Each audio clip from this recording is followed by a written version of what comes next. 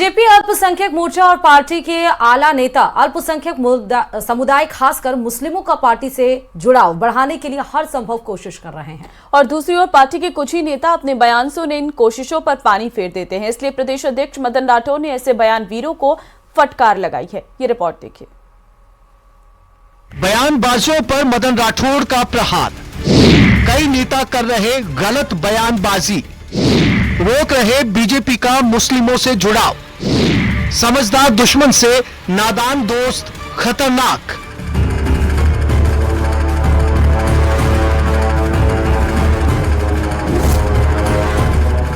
BJP के 7 मोर्चों में से एक मोर्चा है अल्पसंख्यक मोर्चा। ये मोर्चा कहने को तो अल्पसंख्यकों के नाम से जाना जाता है, लेकिन खास तौर से मुस्लिम समुदाय को बीजेपी से जोड़ने के लिए काम करता है। अल्पसंख्यक मोर्चा बीजेपी की ओर से मुस्लिम समाज के लिए चलाए जा रहे कार्यक्रमों के जरिए मुसलमानों को पार्टी से जोड़ता है, जिसमें ज्यादातर मुसलमान समाज के ही लोग पदाधिकारी होते हैं। अब चूंकि बीजेपी पर मुस्लिम विरोधी होने के आरोप लगते हैं, इसलिए पार्टी के आला नेता मुस्लिम विरोधी छवि से बाहर निकलना चाह रहे हैं और पुरजोर कोशिश कर रहे हैं। हाल ही में ईद पर पीएम मोदी की ओर से कमजोर तबके के मुसलमानों को सौगाते मोदी के रूप में राशन किट बांटी गई। वहीं दूसरी ओर बीजेपी के मुस्लिम मोर्चा को मुस्लिम समुदाय के लोगों का ज्यादा से ज्यादा पार्टी से जुड़ाव बढ़ाने का टास्क दिया गया। अल्पसंख्यक मोर्चा की कोशिशें कामयाब होती नजर आ रही हैं, लेकिन इस बीच पार्टी के दूसरे नेताओं की बयानबाजी मोर्चे के लिए परेशानी खड़ी कर रही है।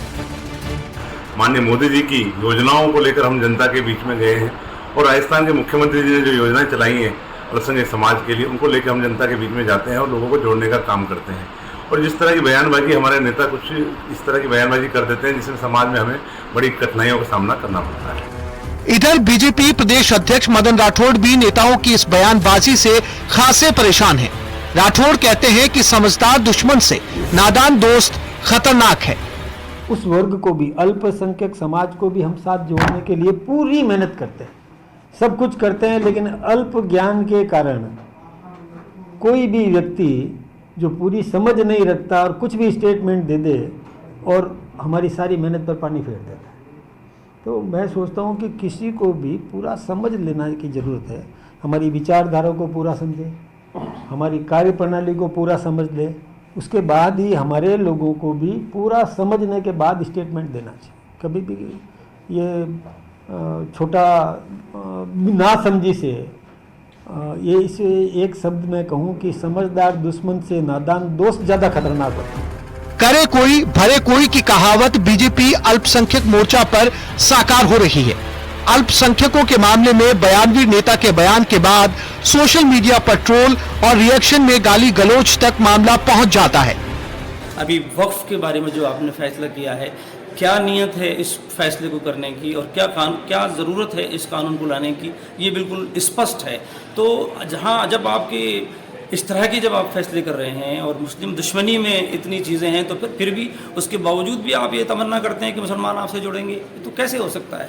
ज़रूरत इस बात की है, अगर आप चाहते हैं वाकई आपके लोग आपसे करीब आएँ और आपको अपनी पॉलिसीज़ में बदलाव करना पड़ेगा। भारतीय जनता पार्टी की विचारधारा में कभी भी अल्पसंख्यक और दलितों के विकास की बात रही ही नहीं है और भारतीय जनता पार्टी के तमाम नेताओं के जो कृत्य हैं, बयान हैं, उसमें दलित विरोधी और अल्पसंख्यक विरोधी मानसिकता स्पष्ट रूप से झलकती है।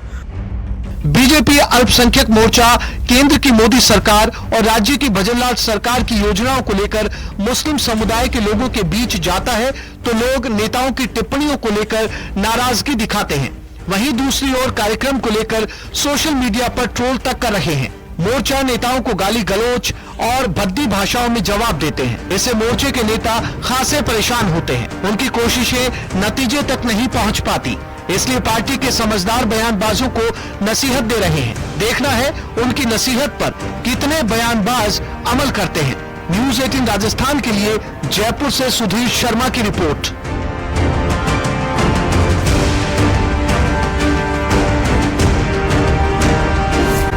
बाद जयपुर से खबर की, जहां आईपीएल मैच के दौरान एक अनोखा नजारा देखने को मिला।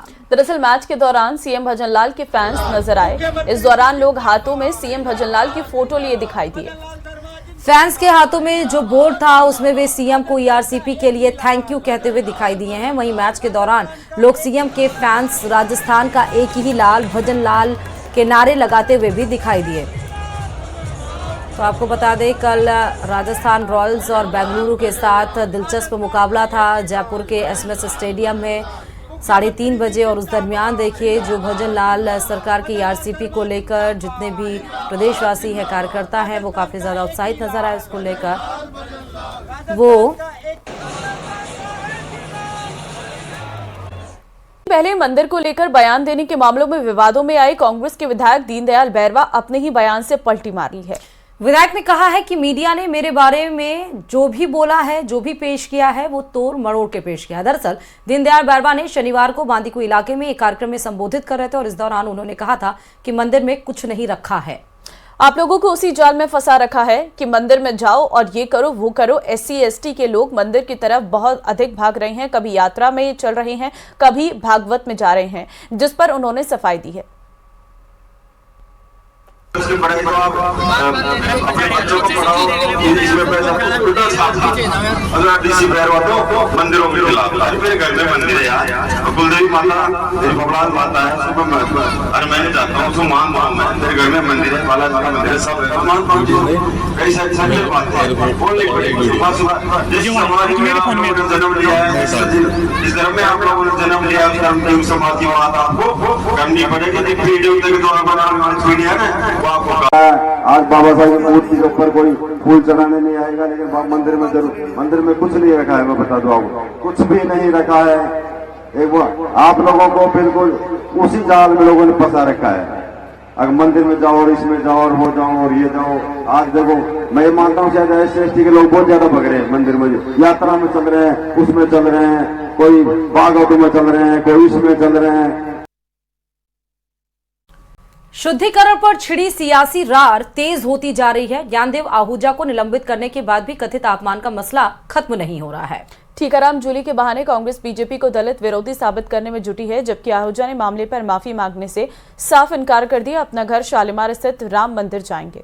और इसी राम मंदिर में ज्ञानदेव आहूजा ने गंगा जल भी छिड़का था। इसी पर देखिए यह रिपोर्ट।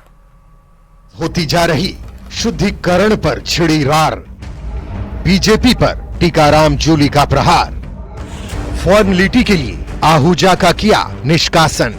बात किसी को निष्कासित है उसको कारण बताओ, नोटिस जारी करके फॉर्मेलिटी कर रहे हो, आईवास करने का काम कर रहे हो। जनता नहीं समझती क्या सब कुछ? माफी मांगने से आहूजा का इनकार। जो विधायक ने मेरे जाने के बाद में गंगा जल छिड़का, क्या प्रदेश अध्यक्ष का मुख्यमंत्री का कोई बयान आया पिछले 7-8 दिनों से? नेता प्रतिपक्ष टीकाराम जूली एक नेता के रूप में ही नहीं बल्कि दलित अस्मिता के प्रतीक के तौर पर उभरे हैं। अहमदाबाद में आयोजित कांग्रेस के राष्ट्रीय अधिवेशन में जिस तरह से उन्हें मंच पर जगह दी गई, उससे साफ है कि कांग्रेस जूली के अपमान के मुद्दे को हाथ से जाने नहीं देना चाहती। इस तथ्य के बावजूद कि जूली के मंदिर जाने के बाद गंगा जल से शुद्धिकरण करने वाले ज्ञानदेव आहूजा को बीजेपी ने पार्टी की प्राथमिक सदस्यता से निलंबित कर दिया है। जूली को आहूजा का निलंबन फॉर्मेलिटी दिखाई देता है। बात किसी को निष्कासित है उसको कारण बताओ, नोटिस जारी करके फॉर्मेलिटी कर रहे हो, आईवास करने का काम कर रहे हो। जनता नहीं समझती क्या सब कुछ? आप बताइए, क्या इनके नेताओं का इसमें बयान नहीं आना चाहिए था? जब हमारे नेता खड़गे जी, राहुल गांधी जी तक इस बात को उठा रहे हैं और इनका कोई प्रदेश अध्यक्ष मुख्यमंत्री भी 2 शब्द कहने को तैयार नहीं है। जूली कहते हैं बीजेपी की मानसिकता धर्म और जाति के आधार पर समाज के एक वर्ग को दूसरे से लड़ाने की है, इसलिए समाज के सभी वर्गों को संयम बरतना होगा। जो विधायक ने मेरे जाने के बाद में गंगा जल छिड़का, क्या प्रदेश अध्यक्ष का मुख्यमंत्री का कोई बयान आया पिछले 7-8 दिनों से? या कोई राष्ट्रीय स्तर पे कोई बात हुई कि एक व्यक्ति जो भारतीय जनता पार्टी का विधायक है, पूर्व विधायक है, वो इस प्रकार की बात कैसे कह सकता है? इसी प्रकार से दिलावर जी एक बार बोले थे कि ये आदिवासियों का DNA टेस्ट कराएंगे। तो ये जो चीजें हैं, ये सारा एक एजेंडा चल रहा है कि कभी धर्म के नाम पे लोगों को लड़ाओ, कभी जाति के नाम पे लड़ाओ। दूसरी ओर ज्ञानदेव आहूजा ने नोटिस का जवाब तो भेज दिया, लेकिन उन्होंने माफी नहीं मांगी। गंगा जल छिड़कने के मामले में आहूजा का कहना है कि वो तो दलित के नेता हैं, उन्होंने दलितों का विरोध करने के रूप में गंगा जल नहीं छिड़का था। उनके मुताबिक जब उन्होंने कोई गलती की ही नहीं तो माफी किस बात की मांगे। मैं न माफी मांगूंगा, मेरा स्वभाव में न तो यू टर्न है पत्रकार महोदय, न यू टर्न है और न पछतावा है, न पश्चाताप है, और न मैं क्षमा मांगूंगा न माफी मांगूंगा। मैंने जो कहा वो कांग्रेस नेताओं के खिलाफ कहा, दलित नेताओं के खिलाफ नहीं कहा। दलित का इसमें कुछ संबंध नहीं। जूली के जरिए कांग्रेस नया राजनीतिक संदेश देना चाहती है, तभी अहमदाबाद में उन्हें मंच पर बैठाकर दलितों के अधिकारों का चेहरा बनाया गया। ऐसे में यह मामला सिर्फ राजस्थान तक सीमित नहीं रहा। कई राज्यों में दलित समुदाय की भारी उपस्थिति देखते हुए कांग्रेस इसे राजनीतिक हथियार के तरह इस्तेमाल करने के मूड में है, इसलिए वो बीजेपी पर हमलावर है। उधर आहूजा के माफी नहीं मांगने पर पार्टी में घमासान होना तय माना जा रहा है। आहूजा पर निष्कासन की तलवार लटक रही है। Bureau report, news 18 Rajasthan. Barmer के गुड़ामालानी थाना पुलिस द्वारा हनी ट्रैप मामले में एक महिला सहित 3 लोगों को गिरफ्तार किया है। फिलहाल पुलिस आरोपियों से पूछताछ करने के साथ ही अन्य आरोपियों की तलाश भी कर रही है।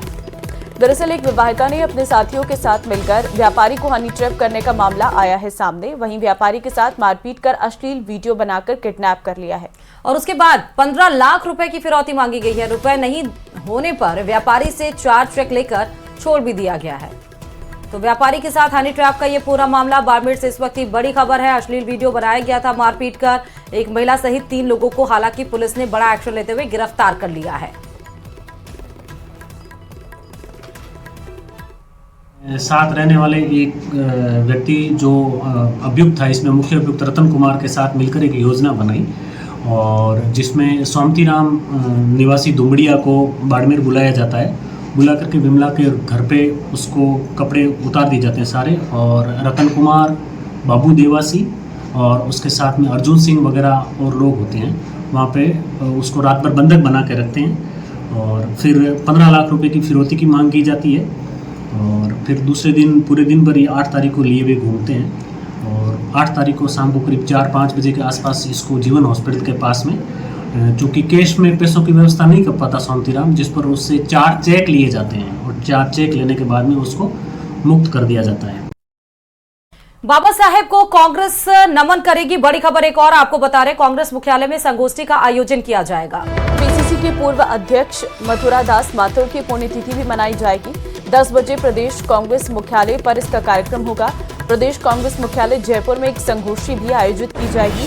संगोष्ठी में राजस्थान प्रभारी सुखजिंदर सिंह रंधावा मौजूद रहेंगे। तो आपको ये भी बता दें कि राजस्थान प्रदेश कांग्रेस कमेटी के अध्यक्ष गोविंद सिंह डोटासरा भी मौजूद रहेंगे। संगोष्ठी के बाद विधानसभा समन्वयकों की बैठक भी होगी। दोपहर 12 बजे रंधावा डोटासरा समन्वयकों की बैठक लेने वाले हैं। तो फिलहाल आज कांग्रेस मुख्यालय में भी संगोष्ठी का आयोजन है। सबसे पहले बाबा साहेब को नमन करेंगे और उसके बाद कांग्रेस मुख्यालय में संगोष्ठी का आयोजन रहने वाला है। संगोष्ठी के बाद विधानसभा समन्वयकों की बैठक भी आज रहने वाली है। तो ये 2 बड़े कार्यक्रम आज प्रदेश में रहने वाले हैं। मथुरा दास माथुर की पुण्यतिथि भी मनाई जाएगी। 10 बजे प्रदेश कांग्रेस मुख्यालय पर यह कार्यक्रम होगा। तो कांग्रेस मुख्यालय में संगोष्ठी का आयोजन, 2 बड़े कार्यक्रम आज कांग्रेस की तरफ से कांग्रेस मुख्यालय पे मनाए जाएंगे। एक तो अंबेडकर जयंती और दूसरा मथुरा दास माथुर। जयपुर से आपको बड़ी खबर देंगे। आज सीएम भजनलाल शर्मा कई सौगात देने वाले हैं। डॉक्टर भीमराव अंबेडकर जयंती आज है और जिस पर आज कई सारे कार्यक्रम भी प्रस्तावित हैं जिसमें शिरकत करेंगे और आज कई सारे बड़े सौगातें मुख्यमंत्री भजनलाल शर्मा के द्वारा दिए जाएंगे। सीएम भजनलाल डॉक्टर भीमराव को नमन करेंगे। डॉक्टर भीमराव अंबेडकर की मूर्ति पर माल्यार्पण करेंगे। दोपहर 12:05 पर सीएम भजनलाल माल्यार्पण करेंगे। आरआईसी झालाना में डॉक्टर भीमराव अंबेडकर जयंती समारोह पर कार्यक्रम है। तो आज कई सारे कार्यक्रम प्रस्तावित हैं, आप देख सकते हैं, और आज मुख्यमंत्री उस कार्यक्रम में शिरकत भी करने जाएंगे जहां पर कई बड़ी सौगातें आज प्रदेशवासियों को मिल पाएंगी। इस वक्त की बड़ी खबर आपको बता रहे हैं जयपुर से, और आज अंबेडकर जयंती है जहां पर वो माल्यार्पण और पुष्पांजलि भी अर्पित करते हुए नजर आएंगे। डॉक्टर भीमराव अंबेडकर जिन्होंने संविधान लिखी, जिन्होंने देश की दिशा तय की कि देश किस आधार पर, किन नियमों के आधार पर चलेगा, और 2 साल से ज्यादा समय में ये संविधान बनकर तैयार हुआ जिसकी नींव डॉक्टर भीमराव अंबेडकर के द्वारा रखी गई। जिन्होंने समाज की दिशा और दशा दोनों तय की है। आज उनकी जयंती पर कई सारे कार्यक्रम प्रस्तावित हैं और इसीलिए मुख्यमंत्री भजन लाल शर्मा आपको वहां पर शामिल होते हुए नजर आएंगे। और न सिर्फ वो जयंती पर आज भीमराव अंबेडकर के पुष्पांजलि अर्पित करेंगे, बल्कि आपको ये भी बता दें कि प्रदेशवासियों को कई बड़ी सौगातें भी देने वाले हैं।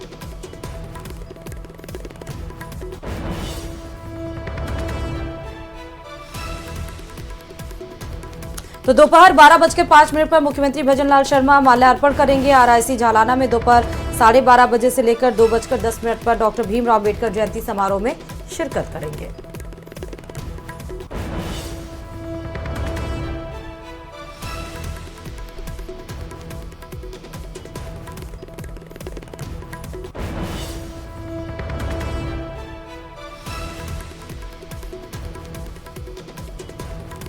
बाबा साहेब को कांग्रेस नमन करेगी। बड़ी खबर एक और आपको बता रहे, कांग्रेस मुख्यालय में संगोष्ठी का आयोजन किया जाएगा। पीसीसी के पूर्व अध्यक्ष मथुरा दास माथुर की पुण्यतिथि भी मनाई जाएगी। 10 बजे प्रदेश कांग्रेस मुख्यालय पर इसका कार्यक्रम होगा। प्रदेश कांग्रेस मुख्यालय जयपुर में एक संगोष्ठी भी आयोजित की जाएगी। संगोष्ठी में राजस्थान प्रभारी सुखजिंदर सिंह रंधावा मौजूद रहेंगे। तो आपको ये भी बता दें कि राजस्थान प्रदेश कांग्रेस कमेटी के अध्यक्ष गोविंद सिंह डोटासरा भी मौजूद रहेंगे। संगोष्ठी के बाद विधानसभा समन्वयकों की बैठक भी होगी। दोपहर 12 बजे रंधावा डोटासरा समन्वयकों की बैठक लेने वाले हैं। तो फिलहाल आज कांग्रेस मुख्यालय में भी संगोष्ठी का आयोजन है। सबसे पहले बाबा साहेब को नमन करेंगे और उसके बाद कांग्रेस मुख्यालय में संगोष्ठी का आयोजन रहने वाला है। संगोष्ठी के बाद विधानसभा समन्वयकों की बैठक भी आज रहने वाली हैं। तो ये दो बड़े कार्यक्रम आज प्रदेश में रहने वाले हैं। मथुरा दास माथुर की पुण्यतिथि भी मनाई जाएगी। 10 बजे प्रदेश कांग्रेस मुख्यालय पर यह कार्यक्रम होगा। तो कांग्रेस मुख्यालय में संगोष्ठी का आयोजन, दो बड़े कार्यक्रम आज कांग्रेस की तरफ से कांग्रेस मुख्यालय पे मनाए जाएंगे। एक तो अंबेडकर जयंती और दूसरा मथुरा दास माथुर